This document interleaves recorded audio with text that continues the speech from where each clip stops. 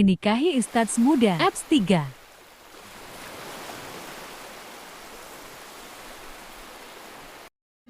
Tega kamu Ki nyakitin aku. Sekali lagi, aku membaca pesan randu yang dikirimnya 2 hari lalu. Entah siapa yang memberi kabar pernikahanku dengan Wira. Yang jelas, lelaki itu mengetahuinya bukan dari aku. Selama khitbah sampai akad berlangsung, semua aku sembunyikan dengan rapat. Tidak seorang pun temanku beritahu, karena pernikahan berjalan sesuai syariat, tanpa ikhtilat dan pesta mewah. Aku mengikutinya semata-mata untuk membahagiakan bunda dan berbakti kepada orang tua. Satu yang kuyakini, mereka tidak akan memilihkan lelaki buruk untuk anaknya. Apalagi aku juga sudah mengenal Wira. Dia baik, bertanggung jawab terhadap sesuatu yang digenggamnya.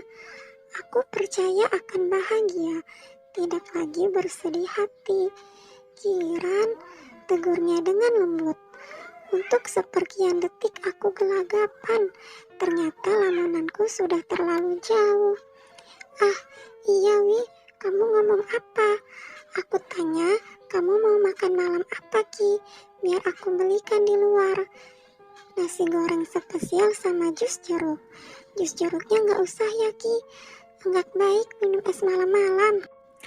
Aku udah biasa kok minum es di malam hari. Nada suaraku meninggi, menatap Wira tajam. Aku paling benci dilarang makan dan minum yang kuinginkan. Wira pergi meninggalkanku setelah mengingatkan untuk kesekian kalinya agar tetap di dalam rumah. Percaya tidak percaya, Wira berubah menjadi overprotective. Sosoknya yang kukenal cuek kini menjadi dingin.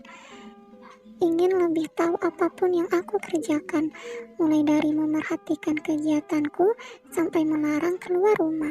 Sungguh menggelikan, namun selama masih hal yang wajar, aku selalu berusaha mengikuti seluruh perkataannya. Membuka kembali pesan randu, aku pun memutuskan membalasnya.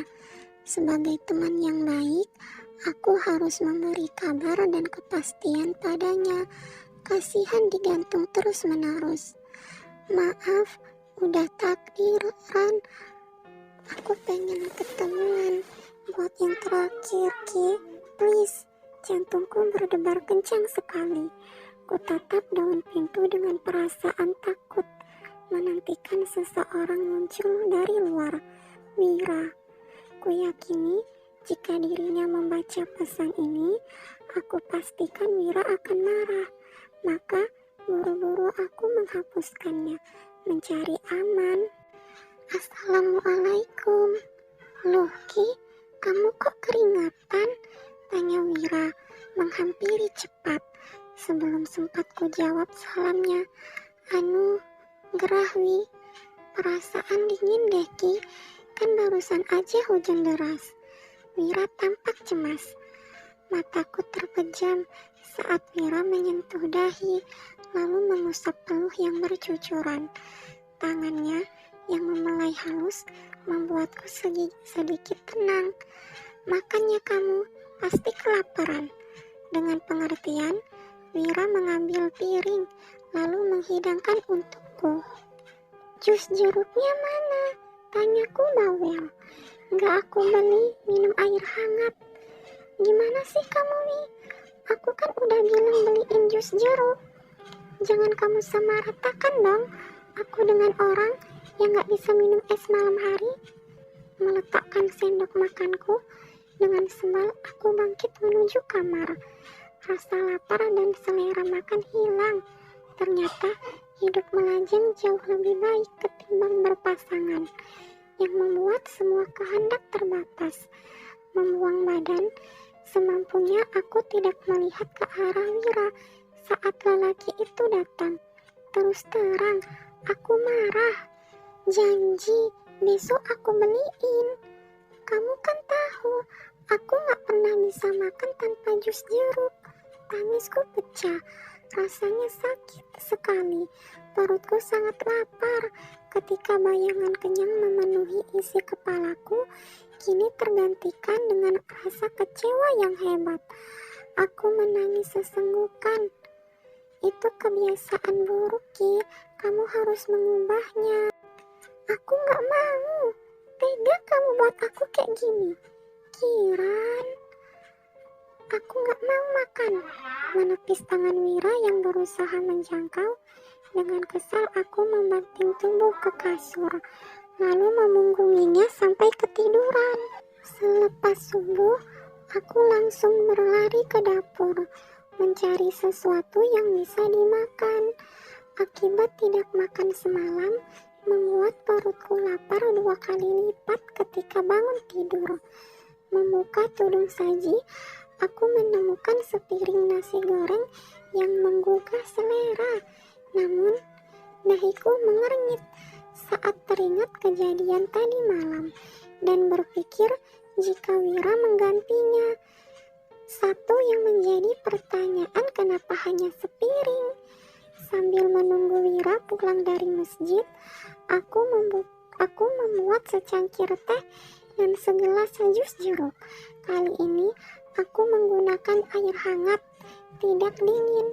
Kekesalanku pada Wira telah hilang. Bahkan kini aku merasa bersalah. Kiran, nasi gorengnya udah dimakan? Tanya sebuah suara. Aku pun menoleh. Belumlah, aku nungguin kamu. Loh, kenapa nunggu aku coba? Aku masak seporsi emang buat kamu, Ki. Terus, kamu makan apa dong? Makan nasi goreng yang semalam ku beli aja. Mubazir kalau dibuang. Wira mengambil kantong plastik dari lemari, lalu mengangkatnya tinggi. Cukup lama aku terdiam, menatapnya tidak berkedip.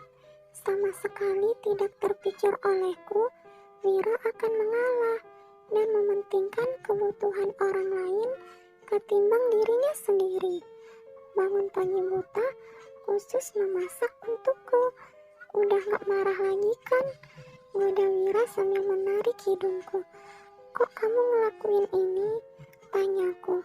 Kamu istriku, Ki, bukan orang lain. Pipiku terasa memanas sekarang. Sambil menikmati nasi goreng buatan Wira, diam-diam aku memerhatikan lelaki itu dengan perasaan yang sulit dimengerti. Aku tidak mencintainya seperti dulu, tetapi Wira selalu dapat menumbuhkan kebahagiaan yang lain. Ki, enak gak? Aku masaknya pakai cinta loh. Wira menatapku dalam. Biasa aja. Aku menjawab sewot. Lelaki itu pun tertawa sampai jengsolnya terlihat. Tiba-tiba ponselku berdering. Baik aku maupun Wira langsung mengarah pada benda canggih itu yang berteriak menunggu pemiliknya menjawab. Raut wajah Wira berubah penasaran, menuding tanpa bertanya apapun. Siapa, Ki? Kok nggak diangkat? Akhirnya Wira menegur. Mungkin tidak tahan mendengar deringan yang panjang. Panggilan itu dari Randu. Wira meraih secangkir teh miliknya dan menghentikan makannya yang tinggal setengah. Mulai tidak nyaman. Nomor baru, paling orang iseng. Coba sini biar aku yang angkat. Mengulurkan tangannya, Wira menawarkan sesuatu yang berbahaya.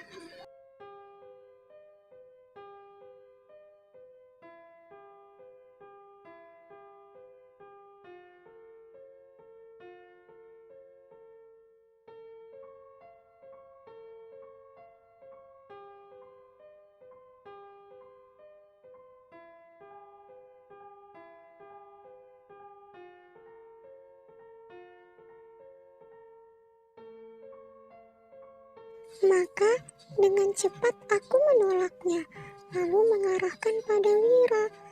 Udah aku matiin.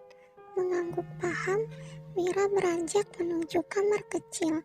Menyalakan air keran, aku dapat mendengarnya dari luar. Tidak lama, Wira kembali dengan wajah yang lebih tenang dan segar. Kupikir Wira hendak melaksanakan sholat duha. Ternyata dia malah mendekatiku, menatapku dalam sekali.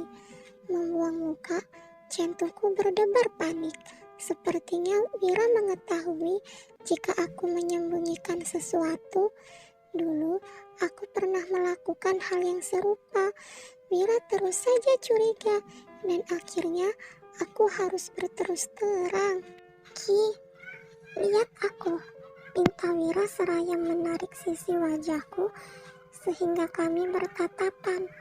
Kamu tahu kan, aku paling gak suka dibohongi. Napasku naik turun mulai ketakutan. Mulai detik ini, aku mau kita saling terbuka, Ki, tanpa ada yang ditutupi. Ingat, sekarang aku suami kamu, dan kamu adalah istriku. Jangan kayak anak kecil, main umpet-umpetan. Aku kenal siapa kamu, dan aku tahu kapan kamu berbohong. Dengan tegas, Wira berkata, menyinggung hatiku dalam. Menepis tangan Wira, dengan cepat aku bangkit. Kemudian berkata, emang seharusnya kita gak pernah nikah. Tanpa mengenakan sandal, aku berlari keluar mengabaikan panggilan Wira. Air mataku menetes, mengalir begitu saja tanpa bisa dikendalikan. Menikah dengan Wira, keputusan terberat yang aku ambil ketika disuruh memilih antara menikah atau putus kuliah.